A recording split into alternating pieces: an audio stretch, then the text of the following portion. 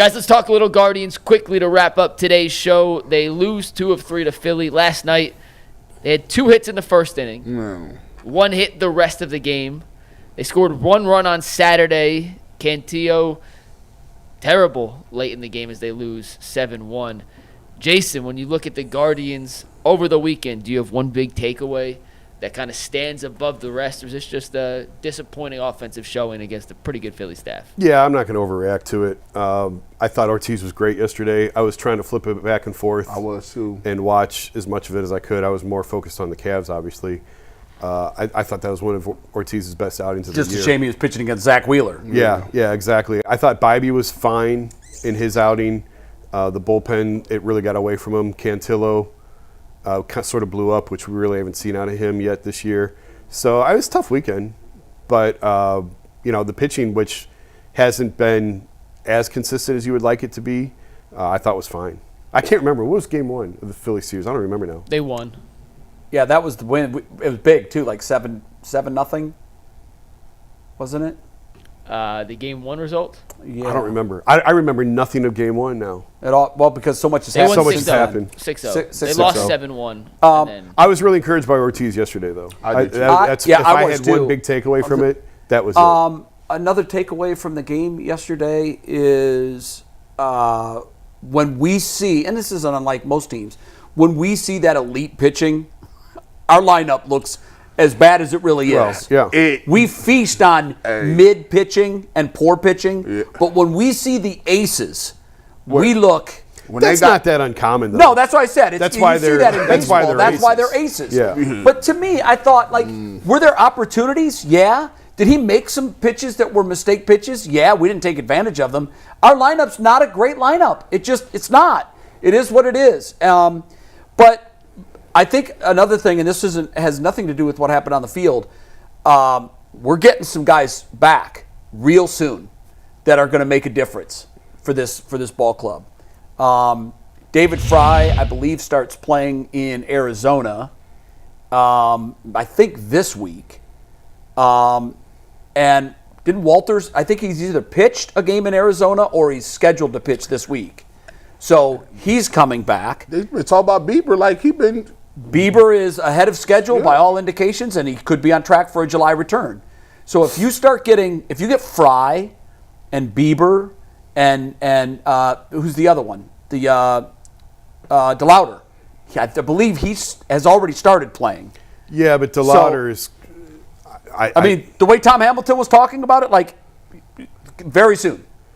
Very soon. Will be available soon. Columbus or Cleveland? Columbus. No, of course it's going to be. Because he's got a month in Columbus. I think. Well, I don't know what that looks like. Minimum. I mean, if he hits Columbus and he tears we need him here. Yeah. We need him here. Yeah. And I don't know. I'm not saying that he'll be here in a month, but I just think that it's a good thing that they're staying within striking distance. And now Minnesota's won 8 in a row. All of a sudden, it's a 4-horse race again, which is exactly what we said it was going to be all year long. Minnesota did what they did last year. They started off horribly. Kansas City is hanging right where you are. Look, that record, though, is off for Minnesota. They're not 21-10. 21-20. 21-20. I had 6 million graphics and videos to cut this. It's understandable. It's understandable. I just didn't want anybody to look at that and think that 21-20. That's my bad. but they've won 8 in a row. They were, people were writing them off just 2 weeks ago, and now all of a sudden they can't lose. The Tigers are legitimate. They are exactly who I thought they were going to be this year. The Guardians are an offensively challenged team that when they see high-level pitching, get 3 hits and get shut out. They get mowed down. It'll be a quick work. It don't 7-pitch innings, 9-pitch innings. I'm like, what's going on here? Zack Wheeler, Zack Wheeler is like the guy that won't die. I mean, he is unbelievable in his resiliency. I went to the game last night. Mets gave up on him how long ago? Yeah. Forever. I went to the first 3 innings of the game. You were there yesterday? Yeah, I got the KYC ticket. Oh, that's right. That's right. It was cool experience. You left that for the Cavs game? I didn't know they were going to get. If I knew they were going to get, you could have watched the Cavs game. I wanted to get back. We do the post-game show. I want to lock in, take notes and all that. But Zack Wheeler pitches so fast. Not like velocity. I know what you mean. He wastes no time Rhythm between. pitcher. It was, the innings were like 4 minutes. Yeah, I know. I ended up staying 4 innings and left at 7:55, and the game started at 7:10. It was crazy. Because Ortiz was dealing. He gave the one home run Yeah. to Schwarber and then nothing else later. Kyle Schwarber By the way, kills Kyle us. Schwarber's 32, and He's he's awesome. playing like he's 22. He's awesome. And he kills His numbers us. are raising eyebrows. Yeah. I keep saying, I'm like, bro. He does it every year, though. I'm like, bro. Look at his numbers right now. He destroys. Tell me what his numbers are. He's tied for the league lead in home runs with 14. 14 home runs. We're in the first week of May. Just now out of it. We're doing May 12th. He's got 14 home runs. Judge has 14. I Judge think. has 14, yeah. Yeah, but, I mean, Kyle Schwarber. Yeah, I He know. had 38 last year, 47 the year before, 46 the year before. So you want to say but then in 19 he had 38 and 28 and 30. The dude always hits bombs.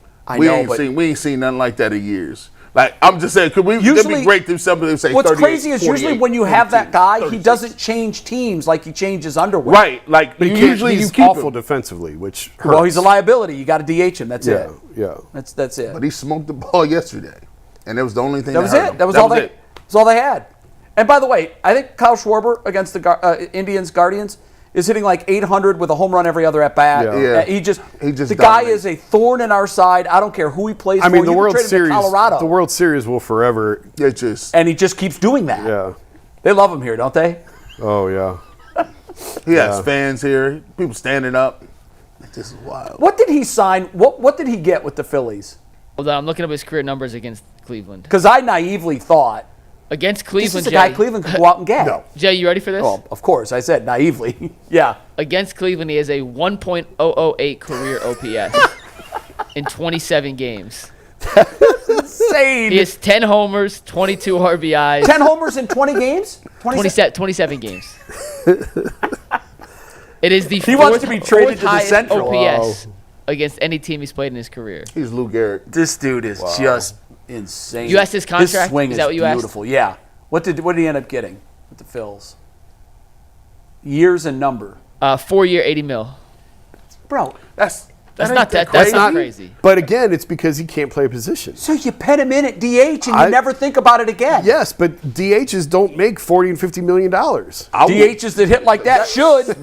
I don't care if you only play half the time. Man, I'm just saying. and we got. Yeah, I'd love to Carlos. see that in Cleveland. Shout I'd out love to see him in Carlos. I mean, Santana. $20 million a year is not like Minimowski. bank-breaking money. No, Minimowski. That's just above minimum wage in baseball. Minimowski. Which is why I said I think the Guardians should go in on this You guy. don't know that.